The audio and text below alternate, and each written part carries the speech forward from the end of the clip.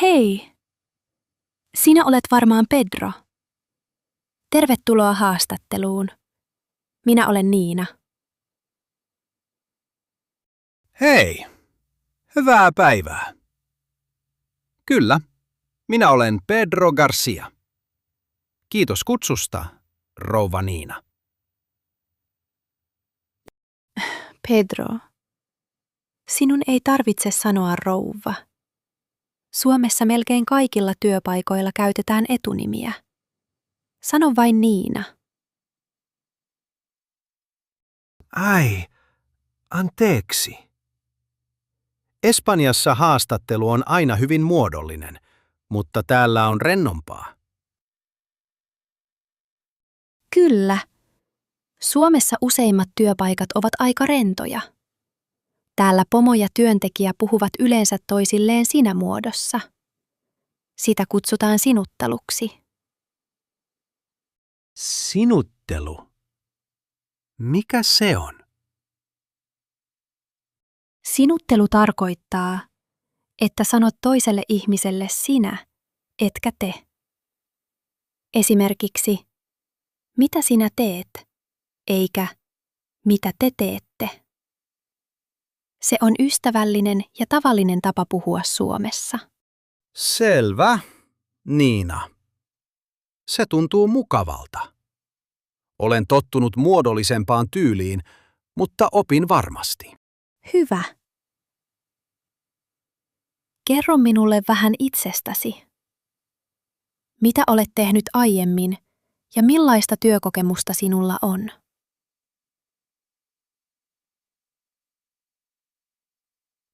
Minulla on kokeilua. Tarkoitan kokemusta ohjelmistoalalta. Työskentelin Espanjassa 2 vuotta pienessä yrityksessä. Kokemus. Kokeilu tarkoittaa eri asiaa. Kokemus on työtä, jota olet tehnyt. Kokeilu on, kun testaat jotain uutta. Voi ei. Kiitos korjauksesta. Minulla on työkokemusta, ei kokeilua. Anteeksi, suomen kieli on joskus vaikeaa. Ei hätää, Pedro. Suomi on vaikea kieli, ja pienet virheet ovat ihan normaaleja. Toitko mukanasi ansioluettelon? Ansioluettelo. En tunne tuota sanaa.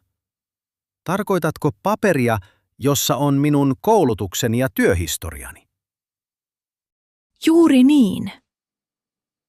Ansioluettelo on se paperi, jossa kerrot koulutuksestasi, työkokemuksestasi ja taidoistasi. Se on englanniksi CV. Kyllä. Tässä on minun ansioluetteloni. Tein sen suomeksi, mutta siinä voi olla virheitä. Hienoa, että kirjoitit sen suomeksi. Se on todella hyvä merkki. Kerro, miksi haluat työskennellä meillä?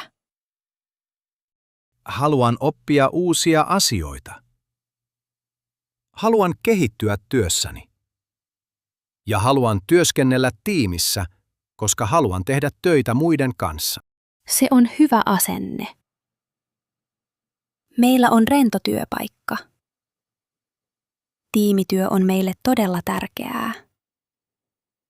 Pedro, soitamme sinulle huomenna ja kerromme päätöksestä. Ai, soitatte huomenna? Tarkoittaako se, että en saa työtä? Ei. Se tarkoittaa vain, että kerromme tuloksen puhelimitse. Älä huoli, haastattelu meni hyvin. Kiitos paljon, Niina. Odotan puheluasi. Ja kiitos, että kerroit sinuttelusta. Se oli tärkeä asia.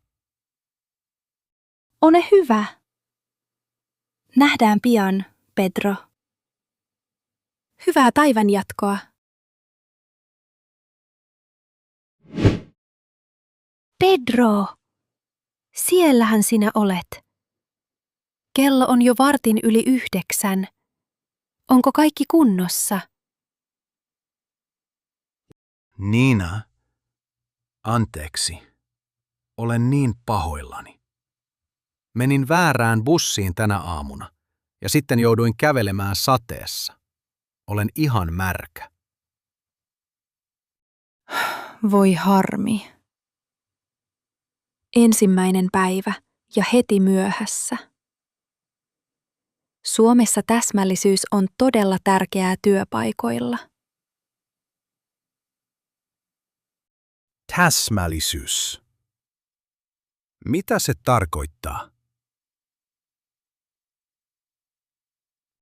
Täsmällisyys tarkoittaa sitä, että tulet paikalle sovittuna aikana, eli ajoissa. Suomalaiset arvostavat sitä paljon. Ymmärrän. Olen todella pahoillani. Tämä ei toistu. Lupaan sen. Ei häpää. Ensimmäinen päivä on aina sekava. Tärkeintä on, että olet nyt täällä. Tule sisään. Niina, miten pääsen sisään? Ovi ei aukea. Tarvitset kulkukortin. Se on kortti, jolla pääset sisään rakennukseen. Näytät sitä lukijalle ja ovi aukeaa. Minulla ei ole vielä sellaista. Kukaan ei kertonut siitä minulle. Niin. Se on minun vikani. Unohdin lähettää sinulle ohjeet. Odota hetki. Tulen avaamaan sinulle oven. Kiitos. Vihdoin sisällä. Ulkona on niin kylmää ja märkää. Onko Suomessa aina näin kylmää huhtikuussa? Yleensä kyllä. Kevät tulee Suomessa hitaasti. Mutta nyt ensin sinulle kulkukortti. Mennään vastaanottoon. Sieltä saat oman kortin. Selvä. Ja vielä kerran anteeksi myöhästymisestä. Huomenna olen ajoissa. Sen voin luvata. Sovittu. Ja Pedro, tässä on pyyhe. Kuivaa itsesi ensin, ennen kuin tapaat muut kollegat. Ensivaikutelma on tärkeä. Hyvä idea. En halua, että kaikki muistavat minut märkänä miehenä. Tule. Näytän sinulle samalla toimistoa. Tästä alkaa sinun ensimmäinen työpäiväsi.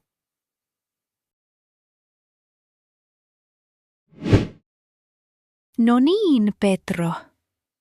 Tässä on meidän toimistomme.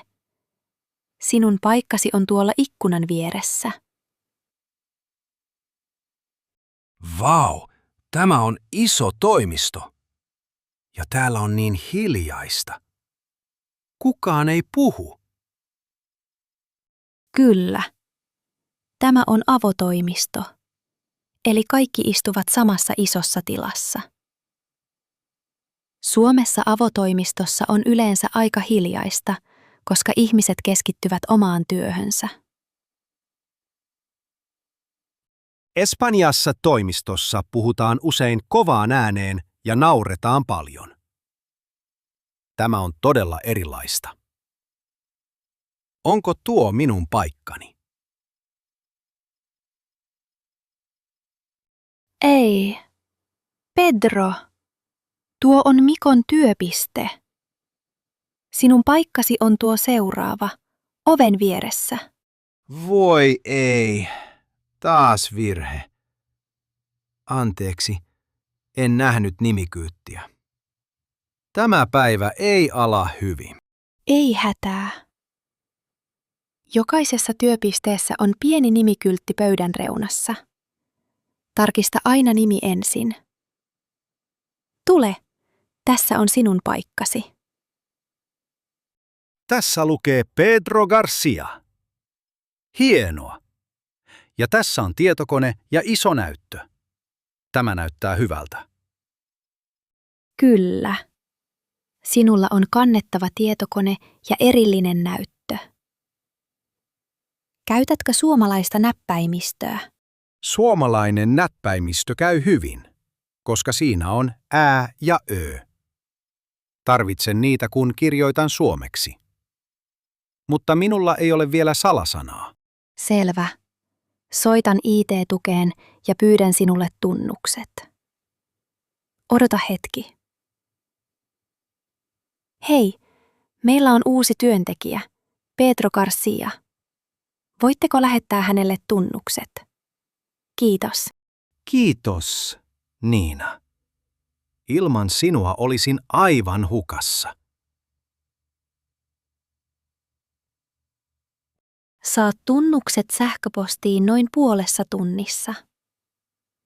Sillä välin voin näyttää sinulle, missä on keittiö, tulostin ja neuvotteluhuone. Neuvotteluhuone. Mikä se on? Neuvotteluhuone on huone, jossa pidetään kokouksia ja palavereita. Siellä on iso pöytä ja yleensä myös näyttöesityksiä varten. Selvä. Näytä minulle kaikki paikat, kiitos. Haluan tietää, missä kaikki on, ennen kuin teen uusia virheitä. Hyvä asenne. Aloitetaan keittiöstä, koska siellä on kahvia, ja sinä näytät siltä, että tarvitset kupillisen. Pedro, tule. Kahvitauko. Kahvitauko. Mutta minä olen keskellä työtä. En ole vielä edes saanut mitään valmiiksi. Pedro, kahvitauko on tärkeä. Suomessa se on todella tärkeä asia. Kaikki tulevat keittiöön, juovat kahvia ja juttelevat hetken. Tärkeä?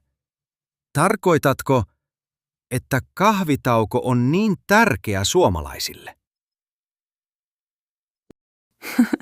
Kyllä. Suomessa juodaan paljon kahvia. Ja työpaikalla kahvitauko on hetki, jolloin kollegat voivat jutella vapaasti. Jos et tule kahvitauolle, ihmiset voivat ajatella, ettet halua tutustua muihin. En halua, että kukaan ajattelee niin. Tulen heti. Mistä saan kahvikupin? Kaapista löytyy kuppeja. Mutta muista, että monilla on oma kuppi. Älä ota kuppeja, joissa on jonkun nimi. Sopiiko tämä punainen kuppi? Ei! Se on Mikon lemppari. Se kuppi on hänelle tärkeä. Ota tuo valkoinen. Siinä ei lue kenenkään nimeä. Selvä. Valkoinen kuppi. Tämä kahvi tuoksuu todella hyvälle. Mikä kahvi tämä on? Tämä on suodatinkahvia. Se tehdään kahvinkeittimellä. Sitä juodaan paljon suomalaisilla työpaikoilla. Espanjassa juotte varmaan enemmän espressoa. Kyllä. Espresso on normaalia Espanjassa. Mutta tämä suodatin kahvi on hyvää. Vähän miedompaa, mutta sopii aamuun. Ja tässä on tärkeä sääntö. Kun juot kahvia, pese kuppi tai laita se tiskikoneeseen. Älä jätä likaista kuppia pöydälle.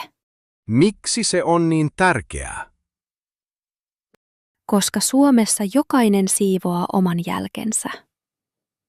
Jos jätät likaisen kupin pöydälle, kollegat huomaavat sen, mutta kukaan ei sano mitään. He vain ajattelevat mielessään, että olet epäsiisti. Selvä. Pesen kupin aina. En halua, että kukaan ajattelee minusta huonosti. Suomessa on paljon sääntöjä, joita ei aina sanota ääneen. Kyllä on.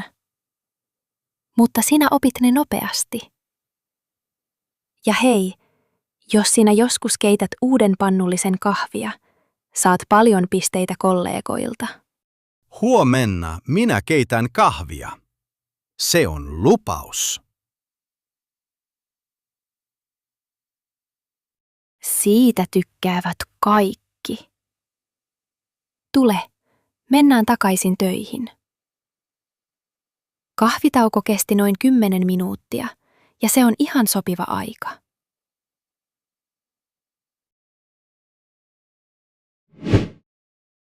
Niina, auta minua!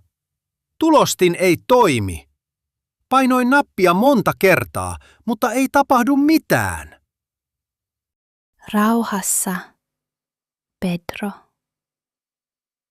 Katsotaan yhdessä, mikä on vialla. Mitä yritit tulostaa? Raporttia kokousta varten. Kokous alkaa 0,5 tunnin päästä ja tarvitsen raportin siihen mennessä. Selvä. Katsotaan. Ahaa, tässä näytöllä lukee paperitukos. Se tarkoittaa, että paperi on jumissa tulostimen sisällä. Ja miten se korjataan? En ole koskaan korjannut tulostinta. Avaa tämä luukku varovasti. Näetkö tuon paperin? Vedä se hitaasti ja tasaisesti ulos. Älä repäise paperia. Näin? Sain sen. Paperi oli todella tiukasti kiinni. Hyvä. Sulje luukku ja kokeile uudelleen. Nyt näytöllä lukee jotain muuta. Vaihda värikasetti. Mikä se on? Värikasetti on osa, jonka avulla tulostin tulostaa. Tulostin tekee tekstin paperille. Kun kasetti on tyhjä, tulostin ei voi tulostaa. Ja mistä löydän uuden kasetin? Tuosta sinisestä kaapista. Ota uusi kasetti ja vaihda se vanhan tilalle. Avaa tämä kansi, ota vanha pois ja laita uusi sisään. Valmis. Kokeillaan nyt. Paina tulostuspainiketta uudelleen.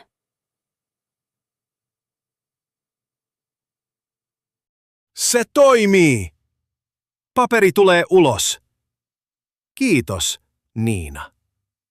Ilman sinua olisin ollut kokouksessa ilman raporttia. Hyvä.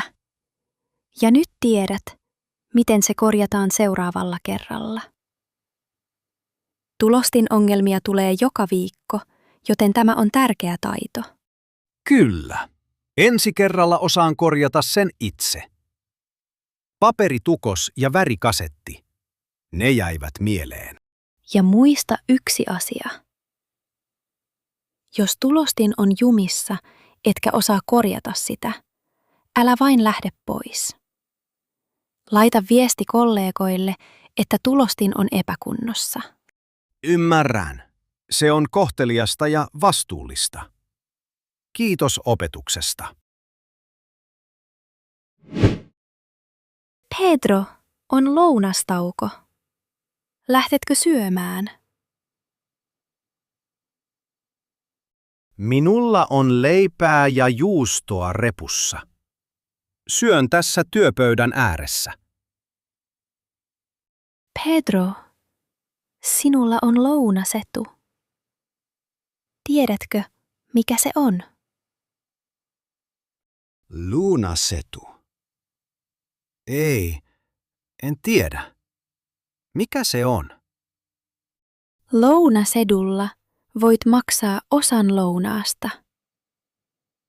Se on tavallinen työsuhde-etu Suomessa. Todellako? Eli voin syödä ravintolassa edullisemmin. Ei ihan ilmaiseksi, mutta työnantaja maksaa ison osan. Se on hyvin yleinen etu Suomessa. Tule, mennään tuohon lähellä olevaan lounasravintolaan. Vau, täällä on paljon ihmisiä. Ja tuossa on iso lista seinällä. Mitä on päivän lounas? Päivän lounas vaihtuu joka päivä. Yleensä saat valita keiton tai pääruuan, ja hintaan kuuluu salaatti, leipä ja kahvi. Salaatti, leipä ja kahvi kuuluvat hintaan. Espanjassa ne ovat aina erikseen. Kyllä. Se on suomalainen lounaskulttuuri. Tuossa on noutopöytä, eli pöytä, josta otat itse ruuan lautaselle. Ota salaattia ja leipää niin paljon kuin haluat. Ja tuolla on keittoa. Mikä keitto tänään on? Tänään on lohikeitto. Se on todella suosittu Suomessa. Lohikeitto on keitto, jossa on lohta, perunaa ja kermaa. Se on lämmin ja täyttävä. Otan lohikeiton. Ja tuossa on tummaa leipää. Mikä tuo on? Se on ruisleipä, jota syödään Suomessa joka päivä. Suomalaiset rakastavat ruisleipää. Kokeile sitä voilla. Se on todella hyvää. Tämä maistuu aika erilaiselta kuin espanjalainen leipä. Mutta se on hyvää. Tykkään tästä. Hienoa! Ja kun olet syönyt, vie tarjotin takaisin ja laita roskat oikeisiin paikkoihin. Suomessa lajittelu on tärkeää kaikkialla, myös lounasravintolassa. Lajittelu. Tarkoitatko, että biojäte, muovi ja sekajäte laitetaan eri astioihin? Juuri niin! Olet oppinut jo jotain suomalaisesta kulttuurista. Tule, juodaan vielä kahvi ja sitten takaisin töihin. Tämä oli paras lounas pitkään aikaan. Kiitos, että kerroit lounasedusta, Niina. Ilman sinua olisin syönyt kuivan leivän yksin työpöydän ääressä. Eipä kestä. Sehän kuuluu asiaan. Huomenna kokeillaan toista ravintolaa. Pedro, kokous alkaa 5 minuutin päästä. Tule, mennään neuvotteluhuoneeseen. Olen hermostunut. Tämä on ensimmäinen palaverini, ja kaikki puhuvat varmaan todella nopeasti. Älä huoli. Istun vieressäsi, ja jos et ymmärrä jotain sanaa, kysy minulta hiljaa. Kiitos. Se auttaa todella paljon. Mitä tässä kokouksessa tapahtuu? Pomo puhuu listasta, eli asioista, joista puhutaan kokouksessa. Sitten jokainen saa puhua vuorollaan. Puheenvuoro. Mikä se on? Se tarkoittaa sinun vuoroasi puhua. Kun sinulla on vuoro, muut kuuntelevat. Ja kun jollain toisella on vuoro, sinä kuuntelet, etkä puhu päälle. Selvä. Eli täytyy odottaa omaa vuoroaan. Espanjassa kaikki puhuvat usein samaan aikaan. Suomessa se ei toimi. Täällä odotetaan ja kuunnellaan.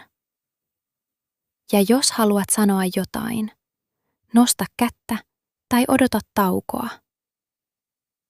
Shh, pomo tulee. Okei, olen hiljaa ja kuuntelen. Pomo puhuu nyt uudesta projektista. Hän sanoi sanan deadline. Tiedätkö, mitä se tarkoittaa? En ole varma. Onko se sama kuin viimeinen päivä?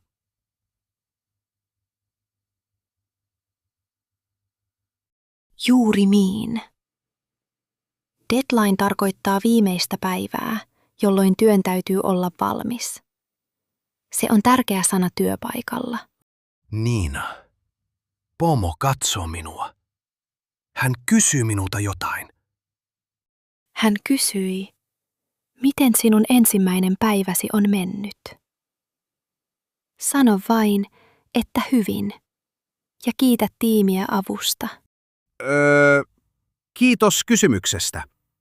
Ensimmäinen päivä on mennyt hyvin, ja kollegat ovat auttaneet minua paljon. Olen iloinen, että olen täällä. Todella hyvä vastaus, Pedro.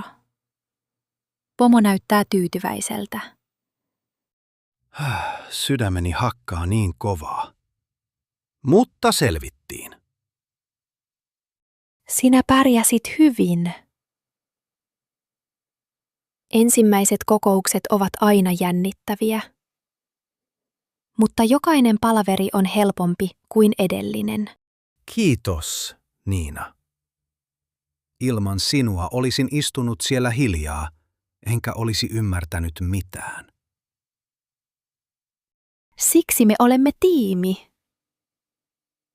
Ja hei, kirjoita aina muistiinpanoja kokouksissa. Se auttaa muistamaan ja oppimaan uusia sanoja.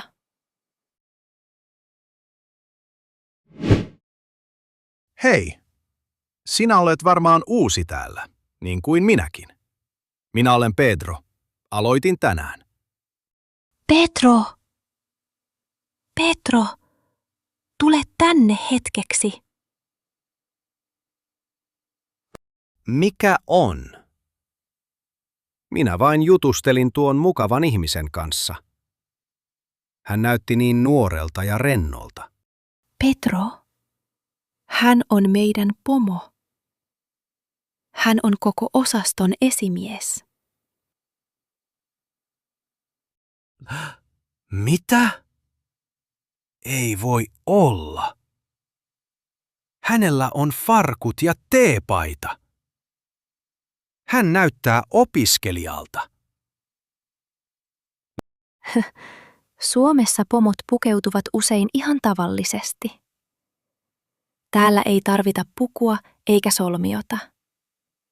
Se on osa suomalaista tasavertaisuutta. Tasavertaisuutta. Mitä se tarkoittaa? Tasavertaisuus tarkoittaa sitä, että kaikkia kohdellaan samalla tavalla. Pomo ei ole parempi kuin työntekijä ja kaikki kunnioittavat toisiaan. Siksi pomot voivat pukeutua samalla tavalla kuin muutkin. Voi ei. Olen niin nolostunut. Sanoin hänelle, että tervetuloa. Kyllä sinä opit täällä nopeasti.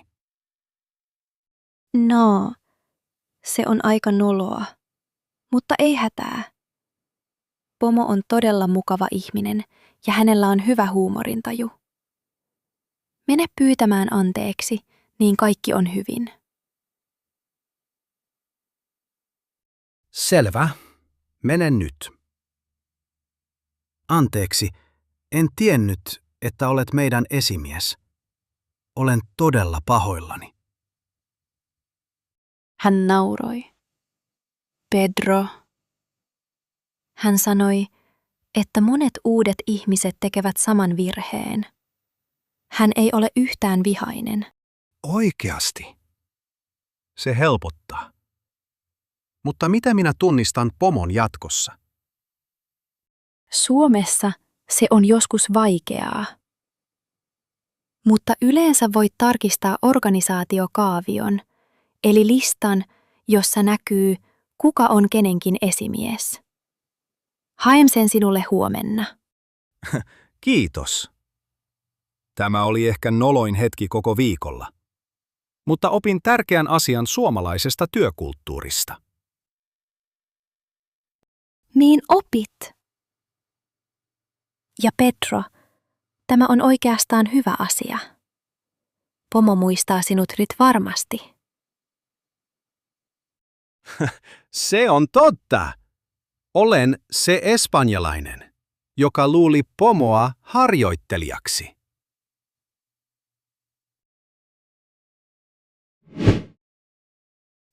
Niina, kello on jo paljon. Kaikki muut ovat jo lähteneet kotiin, mutta minun raporttini ei ole vielä valmis. Paljonko sinulla on vielä jäljellä? Aika paljon. Numerot eivät täsmää ja en löydä virhettä. Olen yrittänyt jo tunnin. Voinko auttaa? 4 silmää näkee paremmin kuin 2.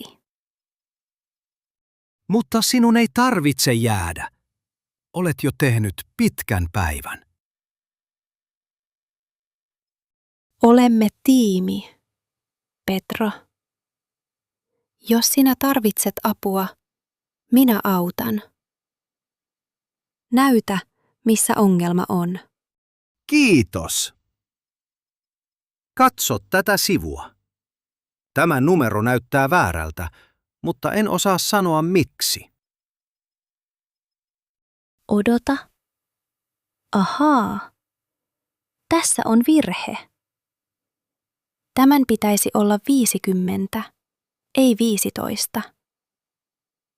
Näetkö, numerot ovat menneet väärinpäin. Olet oikeassa. Kiitos.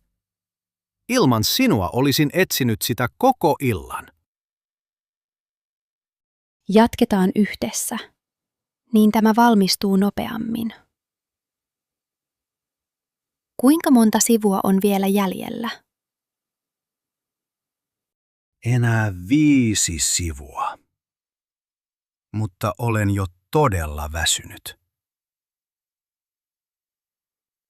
Haluatko kahvia? Haen meille 2 kuppia. Kahvi auttaa jaksamaan. Kyllä, kiitos. Olet mahtava kollega. Tässä on kahvisi. Ja Pedro, tiedätkö, mitä ylityö tarkoittaa? Ylityö. Onko se sitä, mitä me teemme nyt? Eli työskentelemme normaalia pidempään? Juuri niin. Ylityö tarkoittaa työtä, jota teet normaalin työajan jälkeen. Suomessa ylityöstä saa yleensä lisäkorvausta, mutta se riippuu työsopimuksesta. Hyvä tietää. Ja huomenna, voinko tulla myöhemmin töihin, koska olin tänään niin pitkään? Kyllä. Meillä on liukuva työaika. Se tarkoittaa, että voit valita itse, mihin aikaan tulet töihin ja mihin aikaan lähdet, kunhan teet sovitut tunnit. Se on ihanaa! Monilla työpaikoilla Suomessa työntekijöiden aikaa kunnioitetaan. Pidän siitä todella paljon. Niin, työn ja vapaa-ajan tasapaino on tärkeää Suomessa. Mutta nyt keskitytään raporttiin, niin pääsemme molemmat kotiin. Selvä.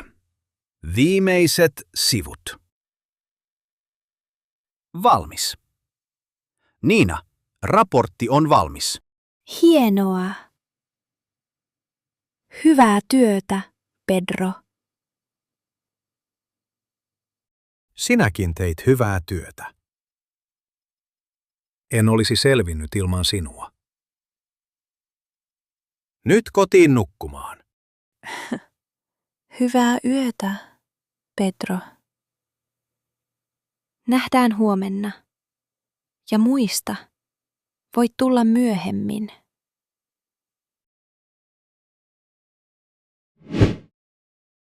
Pedro! Onneksi olkoon! Sinä selvisit ensimmäisestä viikosta. Kiitos, Niina. Tämä viikko oli pitkä ja täynnä yllätyksiä, mutta olen selvinnyt hengissä. Sinä olet pärjännyt todella hyvin. Ja nyt haluan kertoa sinulle tärkeistä asioista, joita jokaisen uuden työntekijän kannattaa tietää. Mistä asioista? Työsuhde-eduista. Ne ovat asioita, jotka työnantaja antaa sinulle palkan lisäksi. Sinä tiedät jo lounasedun, mutta meillä on myös muita etuja. Lisää etuja? Kerro. Meillä on liikuntaetu. Se tarkoittaa, että työnantaja tukee liikkumistasi. Eli voit käydä esimerkiksi kuntosalilla, uimahallissa tai vaikkapa jumpassa. Vau, se on mahtavaa. Rakastan kuntosalia. Onko mitään muuta? Kyllä. On myös kulttuurietu. Sillä voit käydä elokuvissa, konserteissa tai museossa. Työnantaja haluaa, että työntekijät voivat hyvin myös vapaa-ajalla. Espanjassa meillä ei ollut mitään tällaisia etuja. Suomi on uskomaton. Onko vielä jotain? Kyllä. Ja tämä on todella tärkeä. Meillä on työterveyshuolto. Se tarkoittaa, että työnantaja auttaa työntekijää terveyteen liittyvistä asioissa. Joillakin työpaikoilla siihen kuuluu myös lääkäripalveluja. Eli voin mennä lääkäriin työnantajan kautta. Se on todella hyvä. Kyllä. Ja se kuuluu työsuhteeseen. Usein työnantaja maksaa sen. Ja vielä yksi iso asia. Vuosiloma. Vuosiloma. Miten paljon lomaa saa? Suomessa työntekijät saavat yleensä monta viikkoa lomaa vuodessa. Tarkka määrä riippuu työsopimuksesta, mutta suomalaiset arvostavat lomaa todella paljon. Monet menevät kesällä mökille, eli kesämökille, järven rannalle. Mökki järven rannalla. Se kuulostaa unelmalta. Ehkä kesällä minäkin pääsen mökille. Varmasti. Mutta Pedro, nyt tulee tärkeä kysymys. Oletko jo toimittanut verokortin? Verokortti. Mikä se on? Verokortti on asiakirja, joka kertoo työnantajalle, kuinka paljon veroa sinun palkastasi pidätetään. Ilman verokorttia sinulta pidätetään paljon enemmän veroa. Mitä? Minulla ei ole verokorttia. Miten saan sellaisen? Ei hätää, Pedro. Mene sivulle vero.fi ja tarkista sieltä ohjeet. Siellä kerrotaan, miten haet verokortin ja mitä tarvitset. Mutta onko se vaikeaa? Ja pystynkö tekemään sen verkossa? Yleensä sen voi hoitaa verkossa, mutta tarkista aina uusimmat ohjeet sivuilta, koska käytännöt voivat muuttua. Ja jos tarvitset apua, voit soittaa myös Verohallinnon asiakaspalveluun. Selvä. Hoidan sen heti viikonloppuna. Kiitos, Niina. Ilman sinua olisin ollut pulassa. Hyvä. Ja Pedro, älä stressaa liikaa. Ensimmäinen viikko on aina sekavin, mutta sinä selvisit hienosti. Niina, sinä olet auttanut minua koko viikon. Olet opettanut minulle kahvitauon säännöt, lounaskulttuurin, tulostimen korjaamisen. Ja nyt nämä tärkeät työsuhdeedut. Kiitos kaikesta. Se on ihan tavallista Suomessa. Kollegat auttavat toisiaan, koska olemme tiimi. Tervetuloa työporukkaan, Pedro.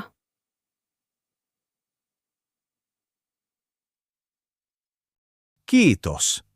Mutta yksi asia jännittää minua. Entä ensi viikko? Mitä silloin tapahtuu? Ensi viikolla sinulla on ensimmäinen asiakastapaaminen.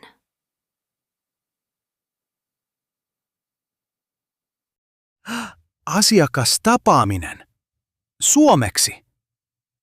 Niina, en ole valmis. Kyllä sinä olet. Mutta siitä lisää maanantaina. Nyt mene kotiin ja lepää. Hyvää viikonloppua, Pedro. Hyvää viikonloppua, Niina. Ja toivottavasti saan verokortin ennen maanantaita.